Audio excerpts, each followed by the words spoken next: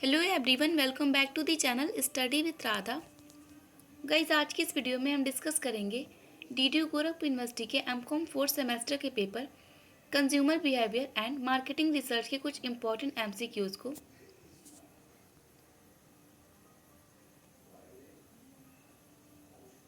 First question है हमारा, dash is the study of individuals और organization and the activity undertaken by them to select, procure and use product और services to satisfy their needs and wants.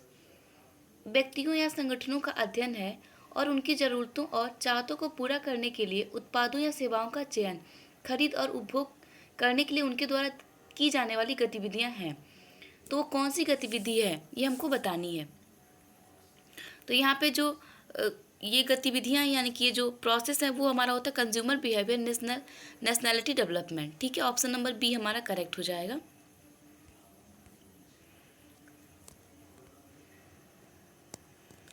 Next question है, who introduce the concept of assembly line manufacturing of automobiles. Automobile के assembly line निर्माण की अवधारणा किसने पेश की थी। तो जो ऑटोमोबाइल मैन्युफैक्चरिंग असेंबली लाइन है उसकी अवधारणा जो है वो हेनरी फोर्ड ने पेश किया था। तो ऑप्शन नंबर सी हमारा करेक्ट हो जाएगा, हेनरी फोर्ड। नेक्स्ट क्वेश्चन है, this is the new marketing concept. यह एक नई मार्केटिंग अवधारणा है। हमको बताना है किसमें से कौन सी अवधारणा जो है, कॉन्सेप्ट जो है वो न्यू मार्केटिंग कॉन्सेप्ट है। तो हमारा ऑप्शन नंबर ए करेक्ट हो जाएगा, कंज्यूमर ओरिएंटेड। जो कंज्यूमर ओरिएंटेड कॉन्सेप्ट है वो मार्केटिंग का न्यू कॉन्सेप्ट है। ओके, नेक्स्ट क्वेश्चन है हमारा, cost of developing new customer is always much dash than retaining an existing customer. मौजूदा ग्राहक को बनाए रखने की तुलना में नए ग्राहकों को विकसित करने की लागत हमेशा डैश होती है, तो हायर होती है, यानी कि अधिक होती है। तो ऑप्शन नंबर हमारा बी करेक्ट हो जाएगा, हायर।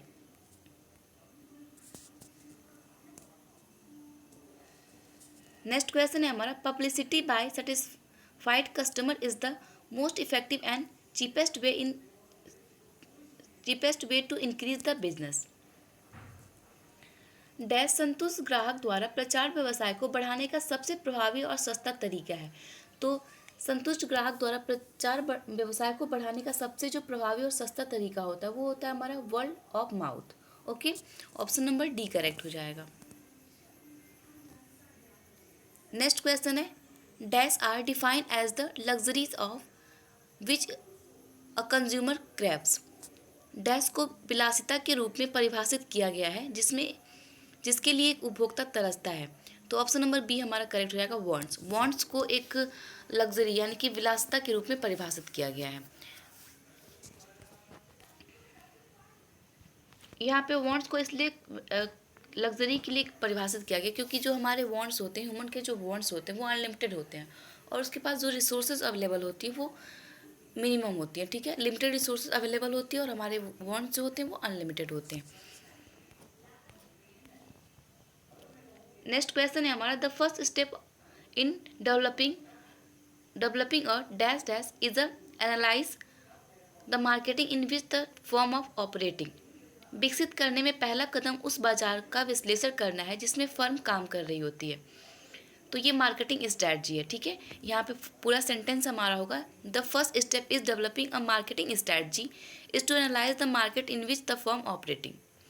ठीक है, तो यहाँ पे ऑप्शन नंबर सी करेक्ट हो जाएगा, मार्केटिंग स्ट्रैटेजी यानी कि विपणन रणनीति। नेक्स्ट क्वेश्चन है हमारा, 4 P's of marketing does not include. Marketing का जो 4 P's होता है उसमें इनमें से कौन सा इंक्लूड नहीं है। तो ऑप्शन नंबर डी जो है प्रिजर्वेशन, ये इंक्लूड नहीं है मार्केटिंग के 4 P's में। मार्केटिंग के 4 P's में प्लेस होता है, प्रमोशन होता है, प्राइस होता है और फिजिकल डिस्ट्रीब्यूशन होता है। तो प्रमोशन, प्राइस और फिजिकल डिस्ट्रीब्यूशन यहाँ पे दिया हुआ है, लेकिन जो प्रिजर्वेशन है ये मार्केटिंग के 4 P's में इंक्लूड नहीं होता है। ठीक है, नेक्स्ट क्वेश्चन है हमारा, B2B stand for, business to business कहते हैं इसको। B2B का मतलब होता है बिजनेस टू बिजनेस। तो ऑप्शन नंबर ए करेक्ट हो जाएगा। नेक्स्ट क्वेश्चन है हमारा, one can not be everything to everyone but we can be everything to select few is the basis for. कोई सबके लिए सब कुछ नहीं हो सकता, लेकिन हम कुछ चुनिंदा लोगों के लिए सब कुछ हो सकते हैं, इसका आधार है। तो इसका आधार जो है वो है हमारा मार्केट सेगमेंटेशन।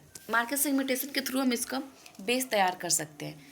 मार्केट को यानी कि जो विपणन का है उसको खंड में सेगमेंटेशन करके यानी कि उसको विभाजित करके हम ये कर सकते हैं। नेक्स्ट क्वेश्चन है हमारा, these are not the demographic variable. इसमें से कौन सा डेमोग्राफिक वेरिएबल नहीं है? तो ऑप्शन नंबर ए हमारा करेक्ट हो जाएगा, कंपनी। कंपनी जो है वो डेमोग्राफिक वेरिएबल नहीं है। नेक्स्ट क्वेश्चन है हमारा, you start with a single customer and build on the profile. आप एक ही ग्राहक के साथ शुरू करते हैं और उस प्रोफाइल का निर्माण करते हैं। तो ये हमारा होता है bottom up approach. Bottom up approach में हम क्या करते हैं कि एक ही कस्टमर के साथ शुरू करते हैं और उस प्रोफाइल का निर्माण करते हैं। नेक्स्ट क्वेश्चन है हमारा, dash market is the market segmentation to which a particular product is marketed.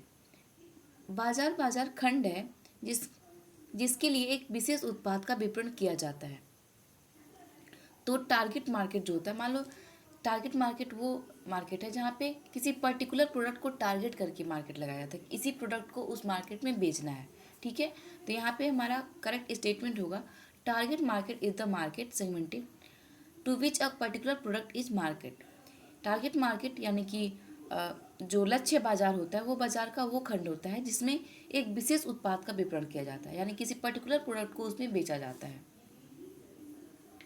Next question है हमारा, dash is one example in India which could diversify into several segmentation in different industry very effectively. Bharat में एक उदाहरण है जो बहुत प्रभावी ढंग से विभिन्न उद्योगों में कई क्षेत्रों में विविधता ला सकता है। तो उदाहरण कौन सा है? तो ऑप्शन नंबर हमारा सी करेक्ट हो जाएगा, ITC, information technology.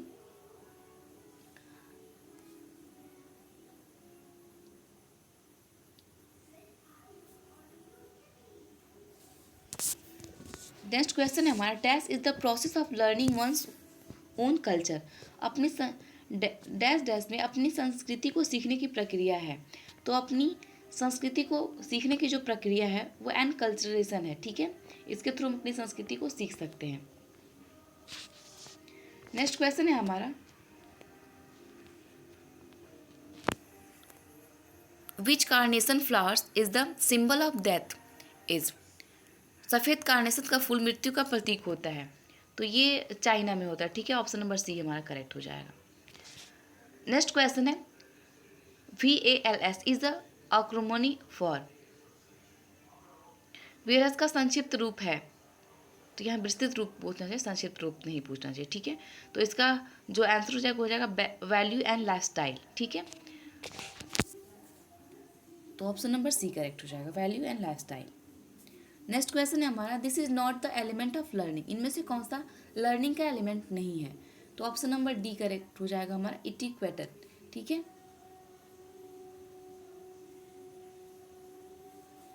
Next question है, space in the perception process include. धारणा प्रक्रिया में स्थान शामिल है।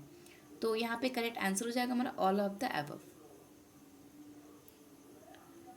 नेक्स्ट क्वेश्चन है, people skipping the TV commercial while watching their favorite program by tuning the other channel is an example of। अन्य चैनलों पर ट्यून करके अपने पसंदीदा कार्यक्रमों को देखते हुए टीवी विज्ञापनों को छोड़ देने वाले लोग डॉट डॉट का एक उदाहरण है। यानी कि लोग टीवी देखते हैं, अपना फेवरेट प्रोग्राम देख रहे होते हैं, उसमें ऐड आ जाता है तो उसको स्किप करके दूसरा चैनल बदल लेते हैं। तो ये किसका उदाहरण है, हमसे ये पूछ रहा है। तो ये यहाँ पे करेक्ट आंसर होगा हमारा सेलेक्टिव ब्लॉकिंग। ठीक है, सेलेक्टिव ब्लॉकिंग का ये एग्जाम्पल है। नेक्स्ट क्वेश्चन है हमारा, क्लासिकल ऑडिशनिंग डेमोन्स्ट्रेशन बाय। तो यहाँ पे ऑप्शन नंबर ए करेक्ट हो जाएगा, इवॉन पॉलॉक। ठीक है, इवॉन पॉलॉक के अकॉर्डिंग ये किया गया था। नेक्स्ट क्वेश्चन है, motivation is comprise of. Motivation जो है कंप्राइज किया जाता है। तो यहाँ पे ऑप्शन हमारा ई करेक्ट हो जाएगा, ए बी बोथ। ठीक है, ड्राइव्स होगा और गोल ऑब्जेक्ट होगा, दोनों ही सही है। नेक्स्ट क्वेश्चन है हमारा social need do not include. Social need जो है वो इसमें इंक्लूड नहीं होता है। तो सोशल नीड में कॉस्मेटिक, इंटरटेनमेंट, गेटिंग कार्ड्स, ये सब कुछ उसमें इन्वॉल्व है। सोशल नीड में ये सारी चीज़ें ही आती हैं। तो यहाँ पे ऑप्शन हमारा डी करेक्ट हो जाएगा, नन ऑफ दिस। तो आई होप आपको ये सारे क्वेश्चन समझ में आए हों। मिलते हैं नेक्स्ट वीडियो में कुछ और इंपॉर्टेंट क्वेश्चंस के साथ। Thank you, have a good day.